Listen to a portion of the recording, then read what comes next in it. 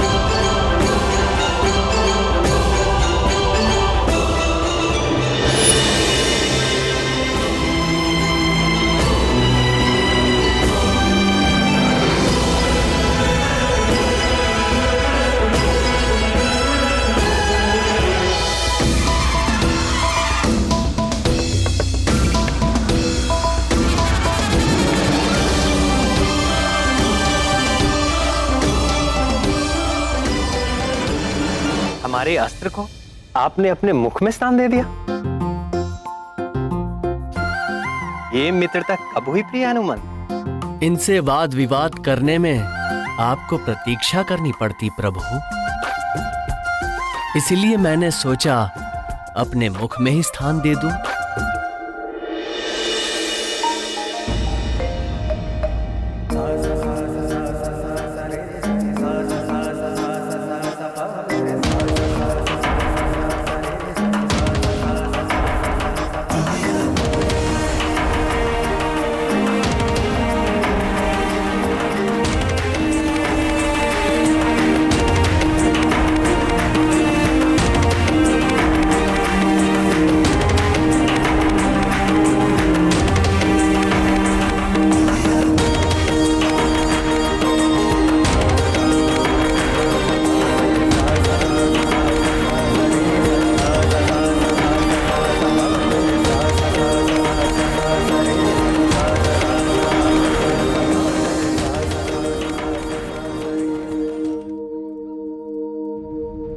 अंजनी नंदन, मेरे समीप इतनी स्त्रियां देखकर भी तुम्हें विस्मय हो रहा होगा।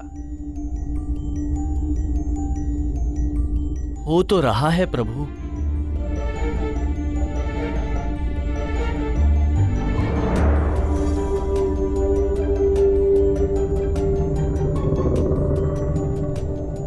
कौन हैं ये माताएं?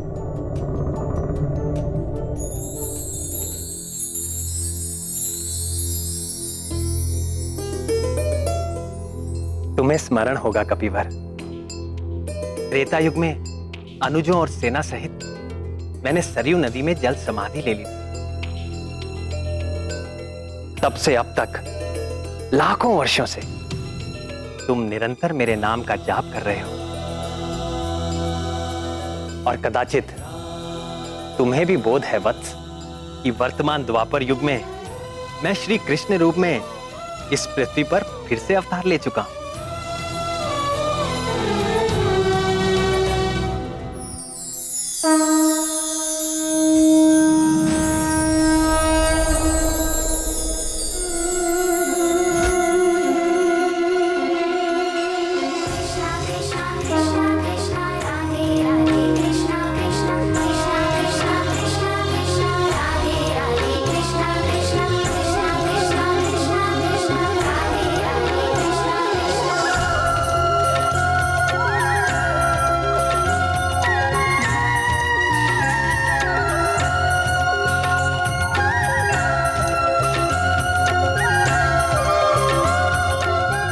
और कदाचित तुम्हें यह भी ज्ञात होगा कि इस अवतार में मैं 16 सहस्र 108 रानियों का स्वामी हूं।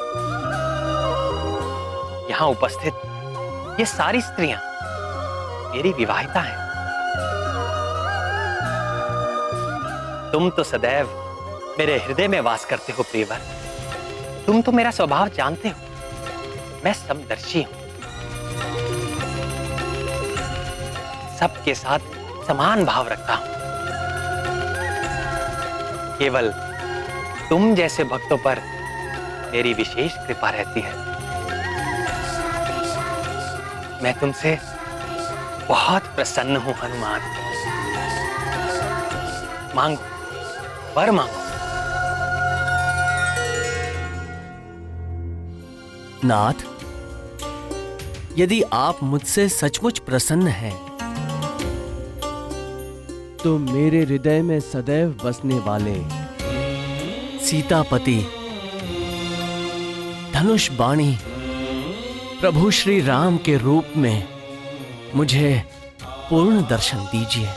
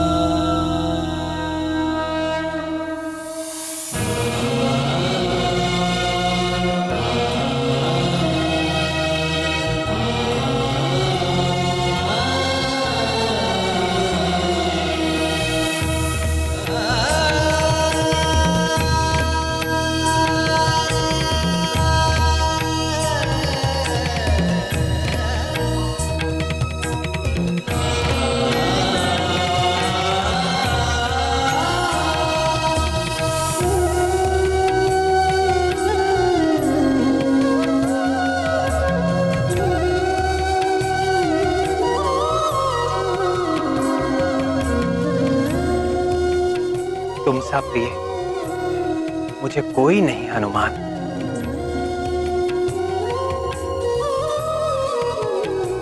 मैं सदैव तुम्हारा ऋणी रहूंगा।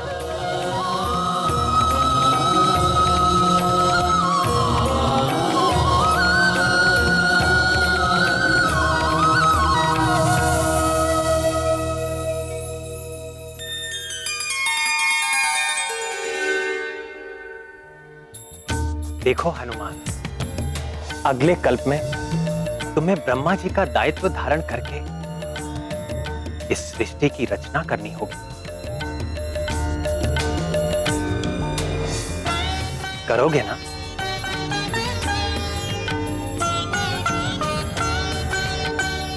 जैसी प्रभु की आज्ञा।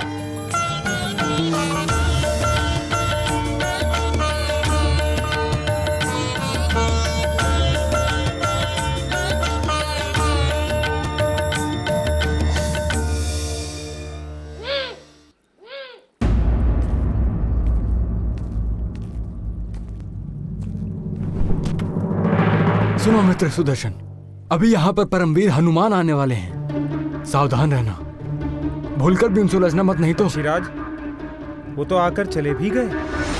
आकर चले गए? बल ही नहीं, गति में भी वो मुझसे बढ़कर है, और मारक क्षमता में मुझसे भी बढ़कर। मित्र वैनते, मैं क्षमा चाहता हूँ। आज मैंने व्यर्थ ही आपके आगे अहंकार किया। नहीं नहीं अस्तर शिरोमणि, भूल मेरी थी, क्षमा तो मुझे मांगनी चाहिए।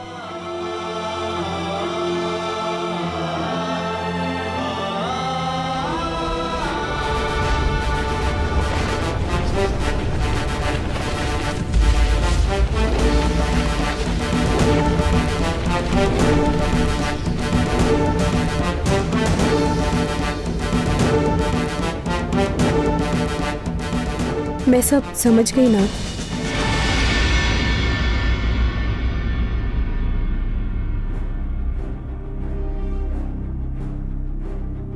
क्या समझ गई प्रिय? यही कि आपने ये सारी लीला मेरा गर्व भंग करने के लिए खेली। रानी सत्यभामा, आपके साथ अस्त्र शिरोमणि सुदर्शन का भी गर्व भंग हो गया है और पक्षीराज गरुड़ का भी।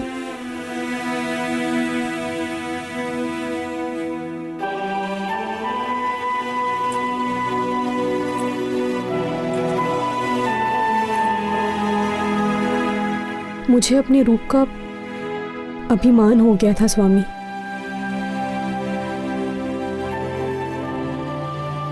मैं ये भी भूल बैठी कि आप कभी किसी पर आसक्त नहीं होते, मात्र लीला करते हैं।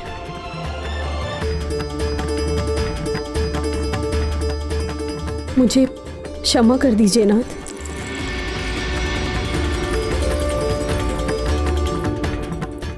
जहां अहंकार होता है वहां प्रेम नहीं रहता।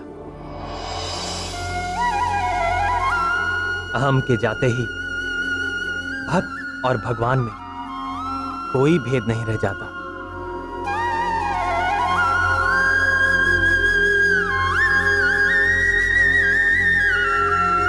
भक्त स्वयं भगवत रूप हो जाता है।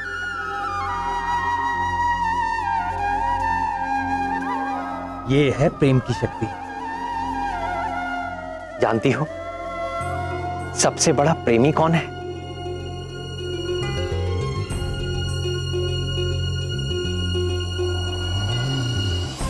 कौन नाथ?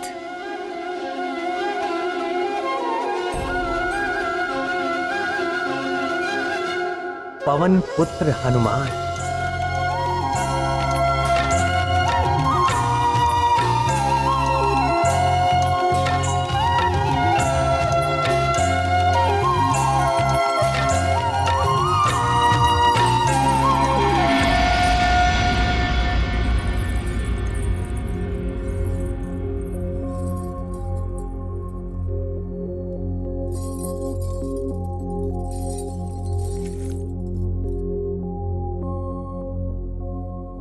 स्वामी, आपने महाबली हनुमान से यह क्यों कहा कि मैं तुम्हारा सदैव ऋणी रहूंगा?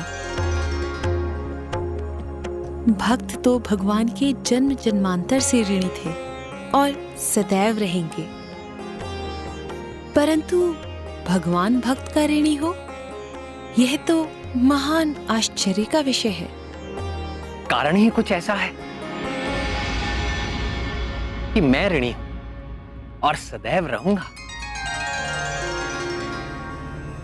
तो बताइए ना प्रभु।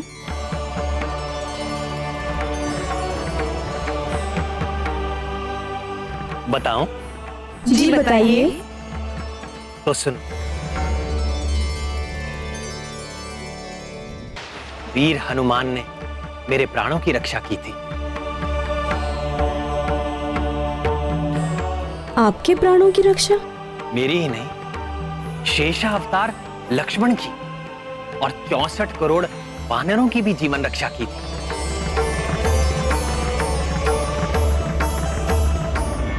ये लंका युद्ध की बात। हमारी सेना के अद्भुत पराक्रम से राक्षस सेना त्राही त्राही करने लगी, तो रावण ने अपने मायावी पुत्र मेघनाथ को युद्ध भूमि में भेजा। ये मेघनाथ बड़ा ही कुशल योद्धा था। उसने ब्रह्मास्त्र का प्रयोग करके हमारी संपूर्ण सेना को मरणासन कर दिया।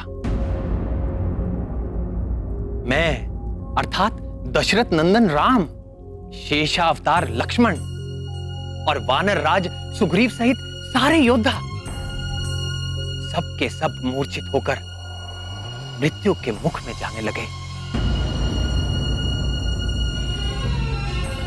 तब बुद्धिमान जामवान ने संकट मोचन हनुमान को बुलाया।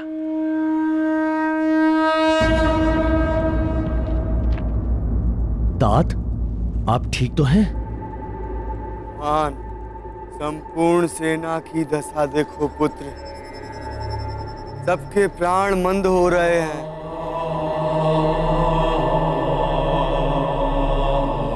हाँ तात, सूर्य की प्रथम किरणों के साथ ही ये सभी सैनिकों के प्राण पखेरु हो जाएंगे। अब केवल तुम ही हम सब की प्राण रक्षा कर सकते हो हनुमान। किसी दूसरे में ये योग्यता नहीं है। श्री राम भी इस घड़ी में तुम्हारे पराक्रम के आश्रय हैं। और मेरा पराक्रम मेरे प्रभु श्री राम के आश्रय। मैं जानता हूँ पुत्र, तुम्हें बहुत दूर हिमालय जाना होगा और ब्रह्मास्त्र के उपचार के लिए औषधियां लानी होंगी पुत्र। हिमालय? हिमालय तो यहाँ से सहस्रों योजन की दूरी पर है। चकित न हो राक्षस राज,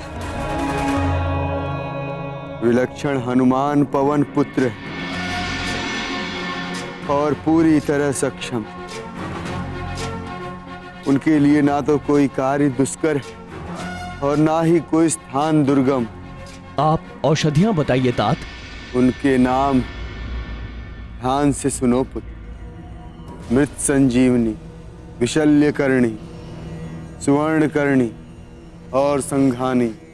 ये हिमालय पर कहाँ प्राप्त होंगी तात?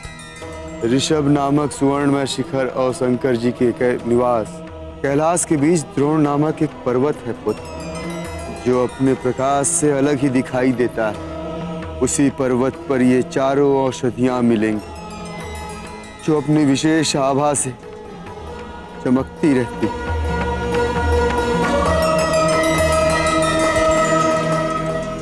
मुझे आज्ञा दीजिए तात। सफल होकर लौटो पुत्र। ध्यान रहे, सूर्योदय के पूर्व ही मैं अभी औषधियां लेकर आपके सामने उपस्थित होता हूं। जय श्री राम।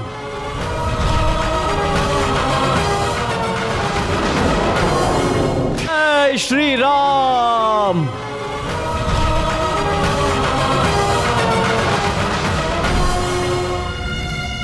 सूर्योदय के पूर्व द्रोण पर्वत से औषधियां लाना अति दुष्कर ही नहीं, असंभव।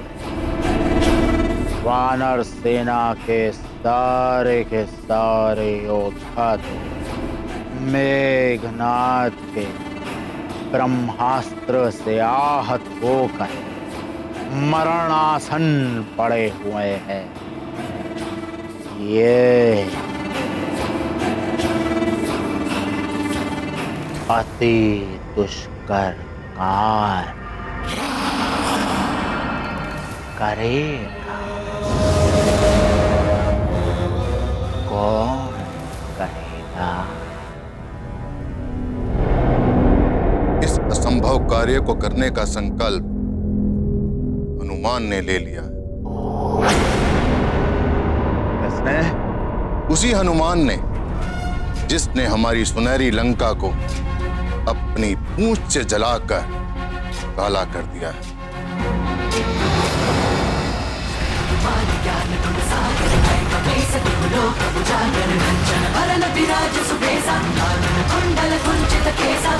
वज्र और ध्वजा विराजे, कांधे मूंज जनेऊ साजे।